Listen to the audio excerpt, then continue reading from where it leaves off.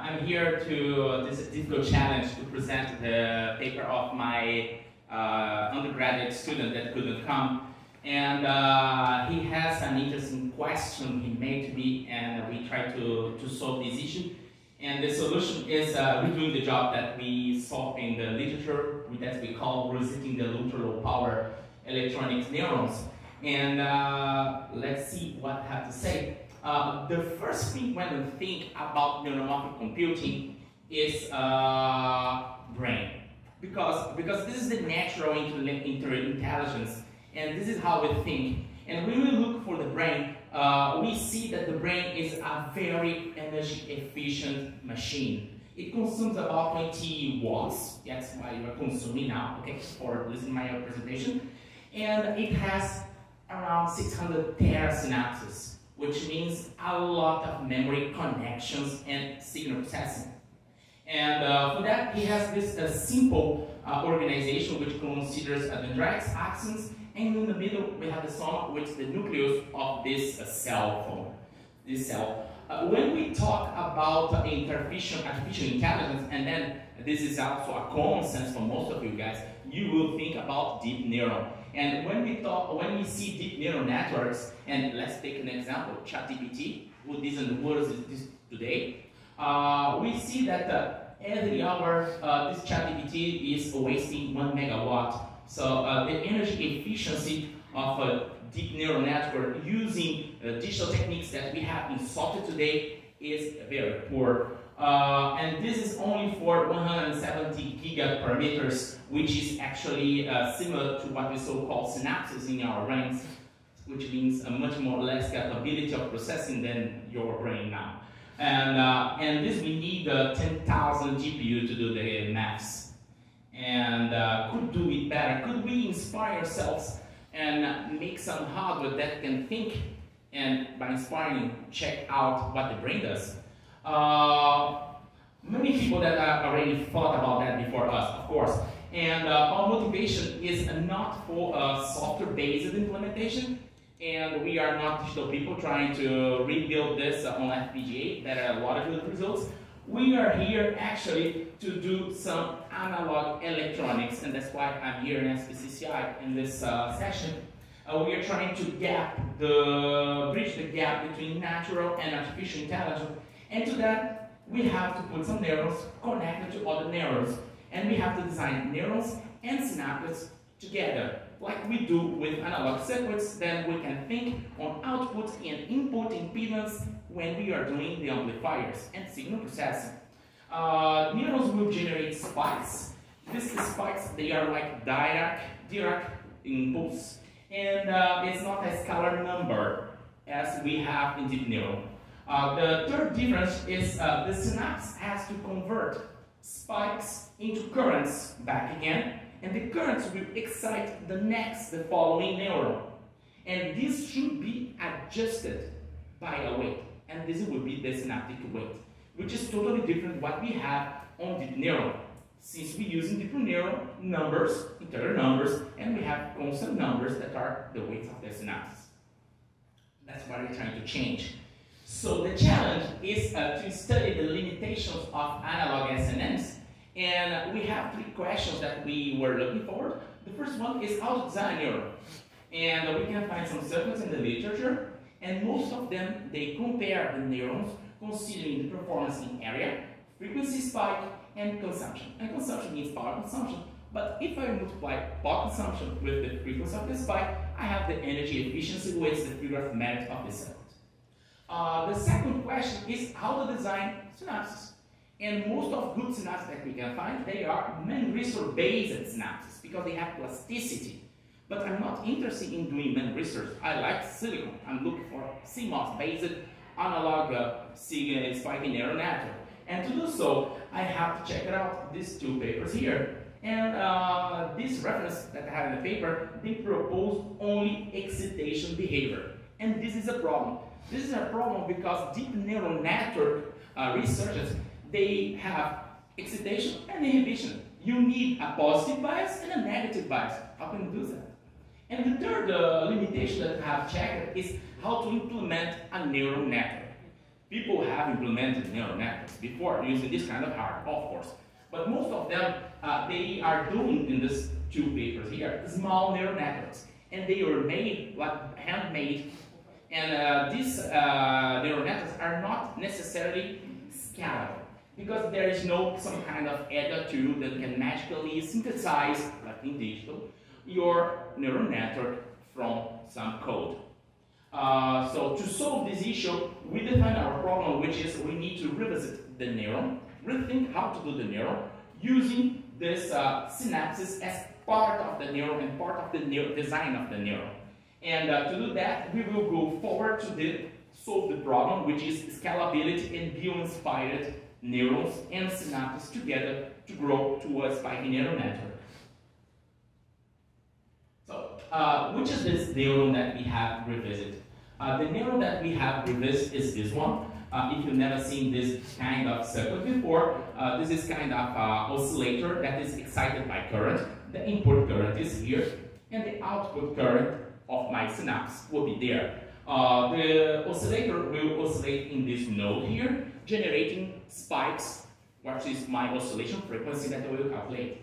And since I want to check how much current I can put here, excitate my neuron, and have a result to excitate the following neuron of the network, I can define as normal any electronic circuit a kind of transfer function between the output and the input. And the input will be the input current, but also the W, the width of my transistor here, and the omega here, which is actually the definition that I present in the paper, the student has proposed in the paper, to the weight of the synapses. And this is a quite complicated mathematical equation that I don't show here. So this circuit will get a sum of these currents from different neurons, excitate this oscillator here, which is composed by two types of inverters, ring oscillator, and then we will filter and amplify back using current mirrors. I hope that this was quite simple to understand, because now it will be complicated because I want to put what I have presented in schematic level together with many neurons. So we will divide the study in 4 cases. Okay, the first case is we have one neuron and we have to excite another neuron. That's it. Only one neuron with one neuron. After that, the second case, we will put 2 neurons here, 2 neurons to excite one neuron. And why that? Actually, there is a phenomenon in oscillators that's called mutual injection, and we have to check if by exciting here, we will not back excite this guy or over excite that guy and make the oscillators neuron 1, 2, and the load to excite in the same spiking frequency, which means that it's not signal processing anymore. The third case is actually to verify how this synaptic weights will work. Why? Because if I increase the dendrite sizing like 10 times, does it will change how this works or not? It should not. I should not saturate my neuron, over-excite my neuron by doing that.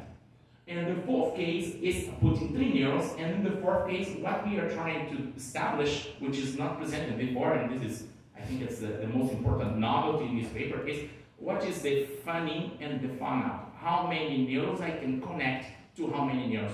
Because when I have this information, this question answer, I can tell how many synapses I can have, how big will be my SNN.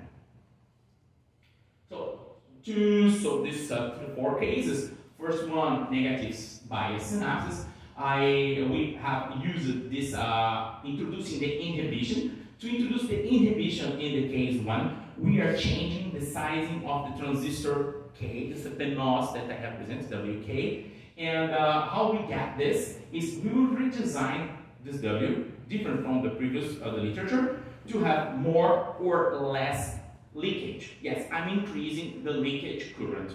Because when I increase the leakage current, I can generate inhibition in this neuron. And for this case, I will find this transfer function here as actually the development of what I have presented for two cases. When I am below the leakage, which is the minimum current that I have excite my neuron to have the neuron spiking, and when I am above the leakage. The second case is when I have a single dendrite and I try to connect to another one, and I have two neurons trying to connect. We studied here is how does the dendrite from different neuron will impact on the following neuron to build this neural network.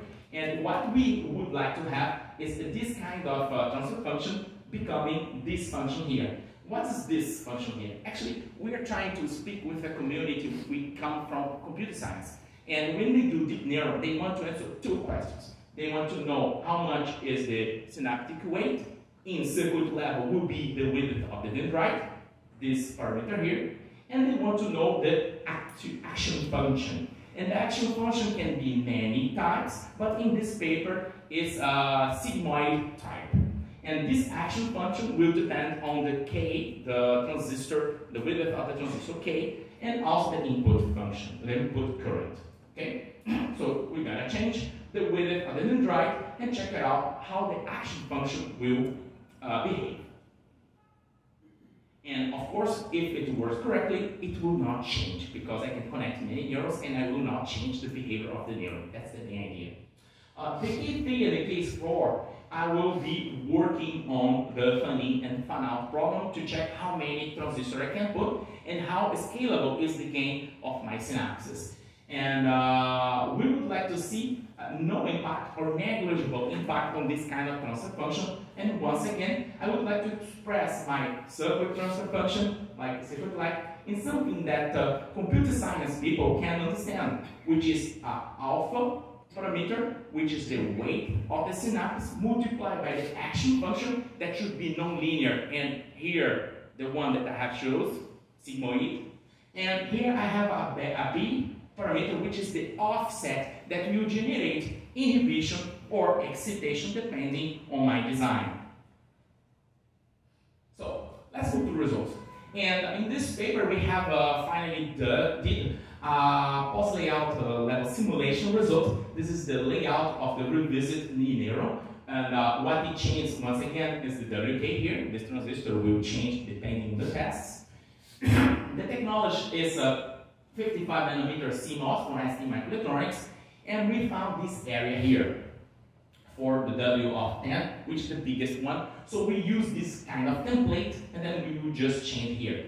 We're trying to mimic what digital guide does, okay? We have a standard cell, and then we change just in the middle, but we keep the footprint. This will help the other tools later. The post-layout simulation results will show the bias, negative bias validation, the function, the active function, action function, and the synapse association and interconnections. So the first case test is presented by this result. How do we read this result? Actually, we have here the WK varying from 1 to 10, okay? So, hardware-based, you have to train your synapses, and you have to choose if you be on excitation or inhibition. So if you choose a reference in the middle, let's say the green one, and if you increase the W, you will move to the right. In this moving to the right, will move actually the threshold current, which is actually the leakage current of my transistors, which will need more current and thus be more inhibited neuron.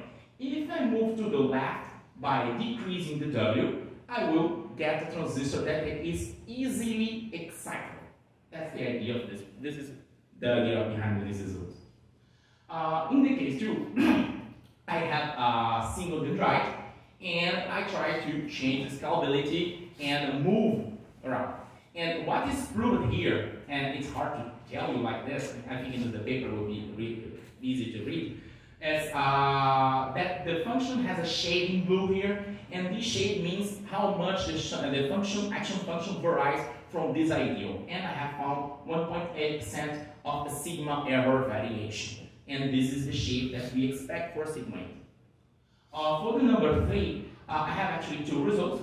Here I have a comparison between the cases, in here too, from two different points of view. First one is the gain, the synaptic gain, and second one is the bias, the offset. And what I'm going to show here is that this curve is similar to this curve, and this one similar to this one, 2 by 2. But it's easier to understand this by the next result, which is the synapse weight error. We calculate, of course, an error function, and we found how much synaptic weight variation, current variation we found. And what you can see by this result easily is a -4 to +4, minus means inhibition, of course, picoamperes excitation. And this is quite low. And this is negligible actually because the leakage is around a few picoamperes. So it's considered leakage, the error that I have when I scale and I change the weight of the synapse, or I connect many neurons to generate my SNM. To conclude, the neuron design was revisited to mimic the biological model. The student tried to exactly have the soma, axon, and dendrites, and tried to include the mathematical modeling that will put this all together. The results are here. I hope you enjoy it. The main idea that we have to keep forward in this research is we have to limit the complexity of analog spiking neural network, and this is the key for neuromorphic circuits, because some things that I didn't talk here is how we can do this in layout and put together the footprint that I have shown. Thanks very much. Questions? We are open for questions.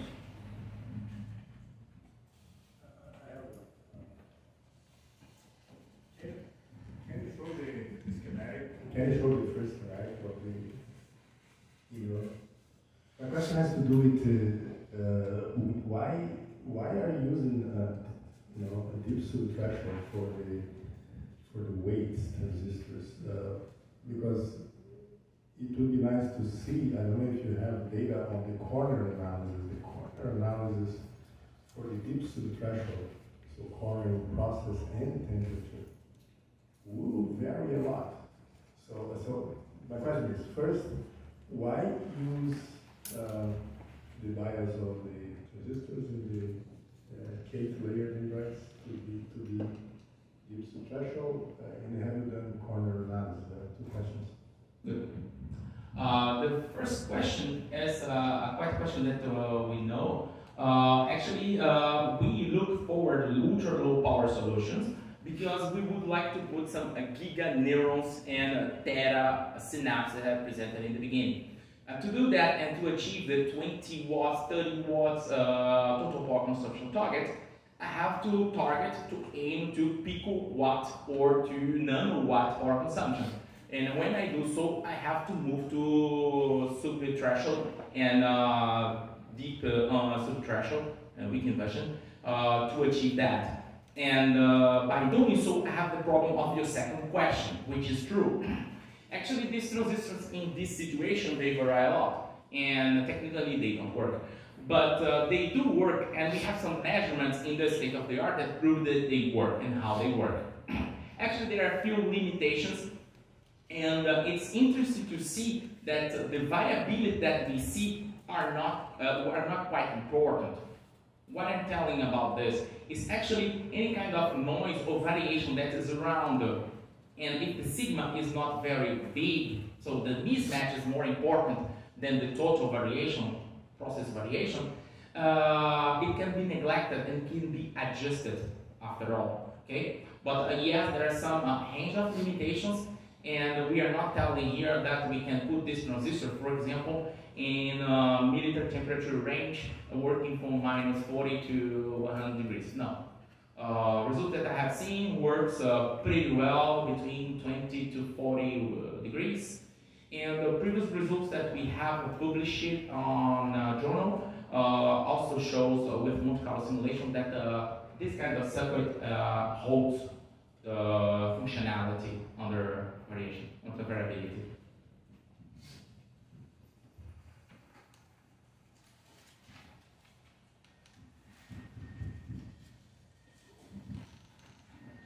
Thank you for your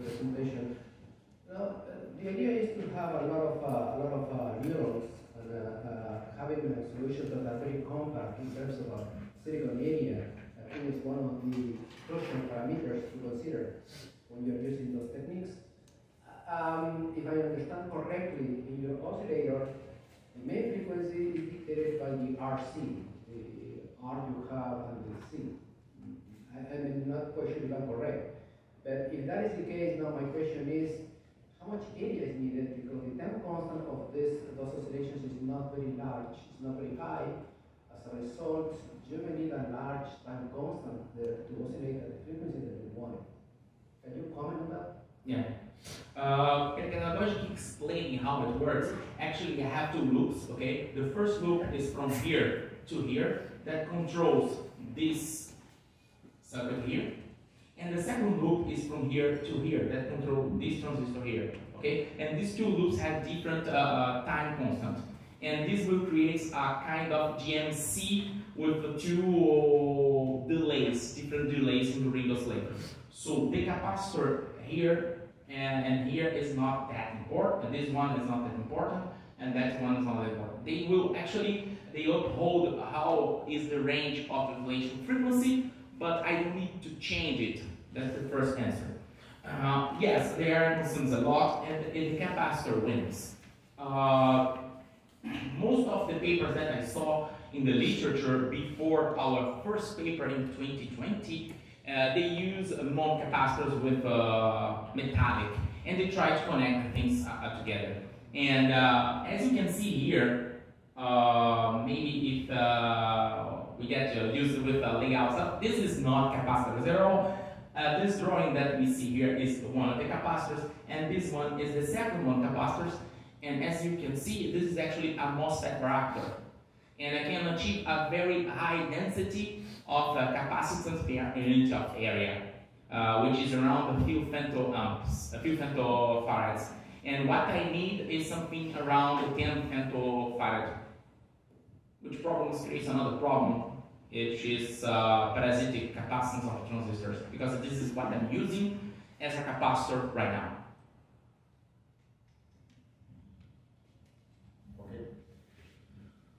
Well,